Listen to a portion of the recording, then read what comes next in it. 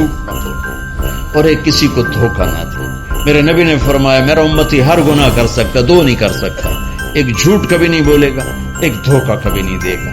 جھوٹ نہ بولو، ظلم نہ کریں، زیادتی نہ کریں. ظلم و زیادتی سے اللہ کا غضب حرکت میں آ جاتا ہے. میرے نبی نے فرمایا من آذا ذمیا فقد آذانی، جس نے کسی غیر مسلم کو بھی دکھ پہنچایا تو اس نے مجھے دکھ پہنچایا. جس نے کسی غیر مسلم کو دکھ پہنچایا اس نے مجھے دکھ پہنچایا. میرے نبی نے تو اپنے ساتھ رہنے غیر مسلموں کے ساتھ اتنی رحمت للعالمین کا ثبوت دیا. ہم ان کے برتن بھی الگ کرتے، وہ برتن کو ہاتھ لگانے میں کہ دھو، برتن دھو کے لاؤ. اتنی نفرت کا اظہار. بھائیو محبت سے رہیں. اپنے کاروبار میں ہو سچ بولو، صحیح تولو، وعدہ خلافی نہ کرو، وعدے سے پھرو مت، کسی کو دھوکہ نہ دو، کسی کو فراڈ نہ کرو. بازار کا دین سچائی ہے، صحیح تولنا ہے اور دھوکہ نہ دینا ہے. گھر کا دین ماں باپ زندہ ہیں، ان کے پیر دھو لو، ان کی دعائیں لے لو. گھر والے ہو اپنی بیوی سے حسن سلوک کرو.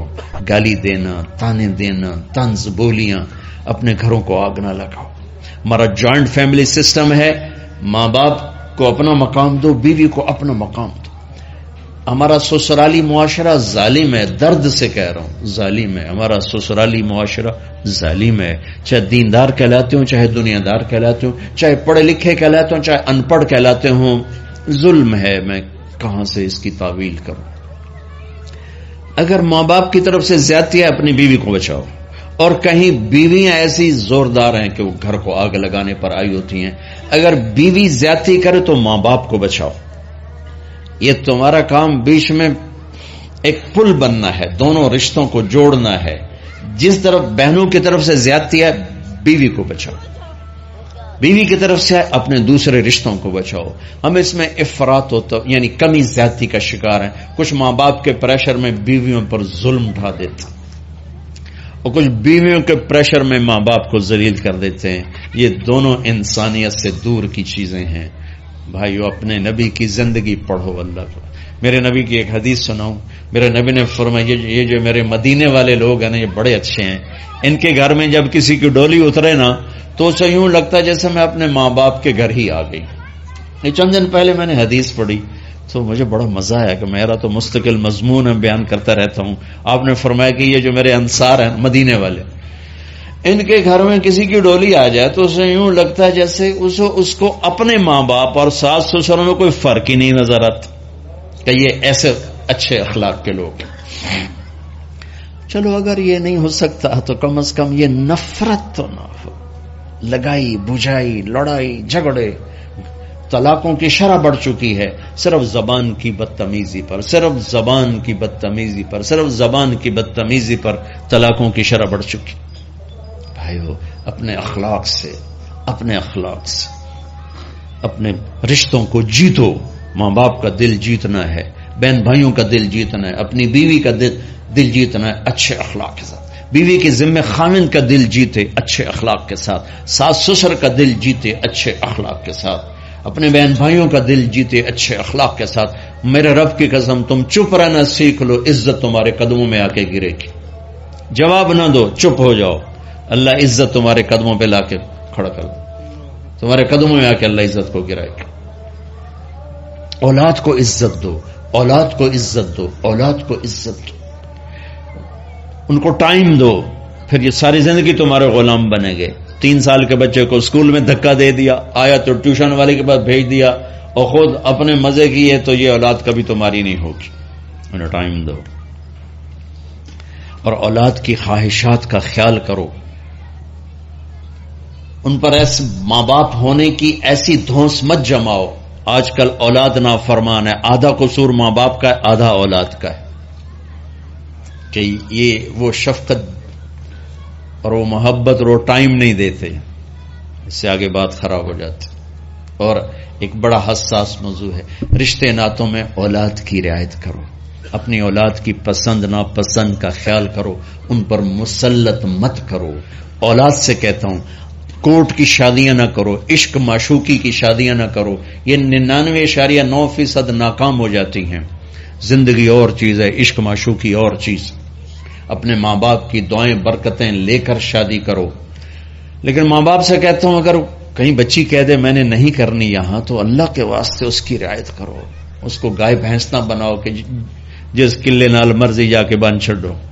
انسان ہے، جانور نہیں ہے، انسان ہے۔ زندگی جس نے گزارنی اس کی رعایت کرو، اس کی رعایت کرو۔ اولاد سے کہتا ہوں ایسے لو میرج اور گرل فرینڈ بوائے فرینڈ ہمارا کلچر نہیں ہے، یہ ہلاکت اور تباہی کا راستہ۔ میں قربان جاؤں میرے نبی کی صاحبزادی جنت کی عورتوں کی سردار کا رشتہ آسمان پہ طے ہو چکا ہے کہ علی کے ساتھ کیا جائے گا۔ خبر آ چکی، جبریل آ چکے ہیں کہ یا رسول اللہ فاطمہ علی کے لیے ہے، اور حضرت علی رشتے کا پیغام لے کر آئے، اور آپ فرما رہے ہیں انشاءاللہ۔ ہاں نہیں کی کہ انشاءاللہ، ہاں تو ہو چکی ہے، انشاءاللہ ہاں کیوں نہیں کی؟ ہاں ہو چکی۔ آپ کو سبق سکھانے کے، ہمیں شریعت سکھانے کے۔ گھر تشریف لے گئے، فاطمہ بیٹی علی کا رشتہ آیا ہے، ہاں کر دو۔ اللہ اکبر۔ جب جبریل آ کے بتا چکے ہیں کہ یہ رشتہ ہو چکا ہے آسمانوں پر، اللہ نے کہہ دیا ہے کہ فاطمہ علی کا کے ہاتھ میں دی جائے گی، پھر یہ کیوں پوچھ رہے ہیں بیٹی علی کا رشتہ آیا ہے، ہاں کر دوں؟ ہمیں سکھانے کی کہ کتنی بچیاں سسک کے زندگی گزار دیتی ہیں، ماں پیو زبردستی کر دیتے، کتنے بچے سسک کے زندگی گزار دیتے ہیں کہ ماں باپ زبردستی کر دیتے۔ بھائیو اللہ کے واسطے شریعت پڑھو، دین پڑھو، نبی کی زندگی پڑھو۔ حضرت فاطمہ رضی اللہ تعالیٰ عنہ کا انکار کرنا تھا، کیا خیر آج کل کی شریف بچی بیچاری چپ کر کے کہتی ٹھیک ہے جی میں ماں پیو دی مرضی۔ تو فاطمہ جیسی ہستی کوئی تصور کر سکتا ہے؟ کہیں گی نہیں، وہاں سے اقرار ہی تھا، لیکن ہمیں پیغام دینا تھا، سکھانا تھا کہ یا رسول اللہ جیسے آپ بس علی جاؤ لوگوں کو بلاؤ، پھر لوگوں کو بلایا، پھر آپ نے نکاح پڑھایا، پھر رخصتی ہوئی، بلا کر آپ نے فاطمہ کا ہاتھ پکڑا اور یوں علی کے ہاتھ میں دے کر کہا علی تمہیں نبی کی بیٹی مبارک۔ آپ نے فرمایا فاطمہ مجھے جو سب سے زیادہ محبوب تھا میں نے تیرا ہاتھ اس کے ہاتھ میں دے دیا۔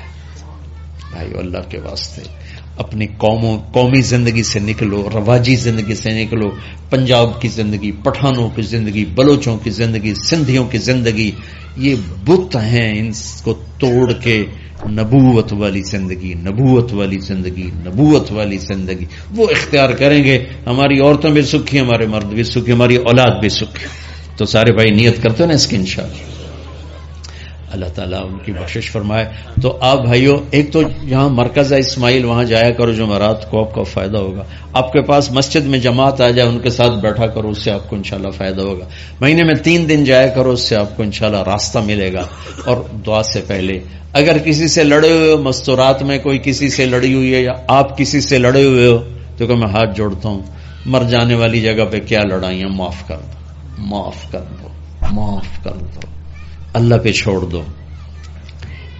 اپنے نبی کے ایک حدیث سنا کے دعا کرتے ہیں، آپ نے فرمایا مدینے والوں سے، مدینے والوں میرے بعد تمہیں تمہارا حق نہیں ملے گا، کیا کرو گے؟ کہا ہم تلوار اٹھائیں گے، حق لیں گے۔ آپ نے فرمایا اگر میں اس سے اچھی چیز بتاؤں کرو گے؟ کہا جی کیا؟ کہا حق کے لیے